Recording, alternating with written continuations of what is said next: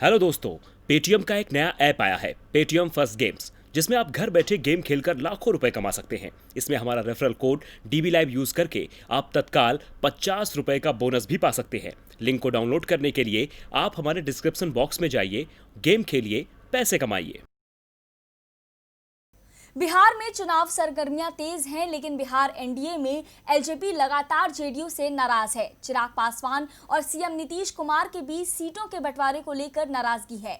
इस नाराजगी को दूर करने के लिए बीजेपी के राष्ट्रीय अध्यक्ष जेपी नड्डा बिहार पहुंचे थे, लेकिन अब खबर है कि सीट शेयरिंग पर अमित शाह से बात होगी। तो क्या है चिराग का प्लान, देखिए इस रिपोर्ट में।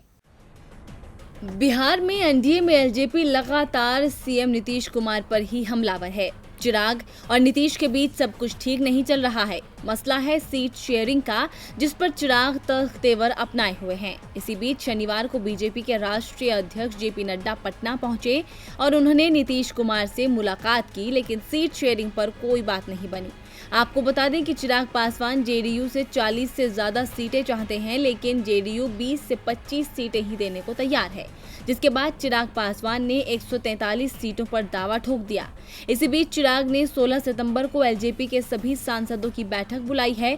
माना जा रहा है कि इस बैठक में चिराग 143 सीटों पर उम्मीदवार उतारने की रणनीति पर फैसला ले सकते हैं। वहीं इससे पहले चुनाव में बीजेपी, जेडीयू और एलजेपी के साथ मिलकर चुनाव लड़ने की बात पर चिराग ने कहा कि मैं इस पर कोई प्रतिक्रिया नहीं दूंगा कि साथ मिलकर चुनाव लड़ने पर बीजेपी ने क्या कहा। मैं तभी कुछ कह सकता हूं जब मुझे पता चले कि उनकी तरफ से मुझे क्या ऑफर मिलता है।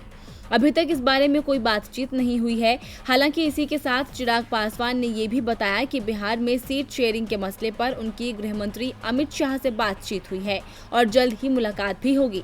तो जाहिर है कि बिहार एनडीए में चल रही सीट शेयरिंग की खटपट में अमित शाह भी मैदान में उतर सकते हैं।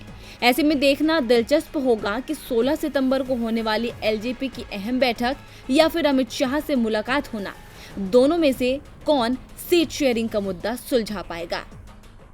DB Live की रिपोर्ट।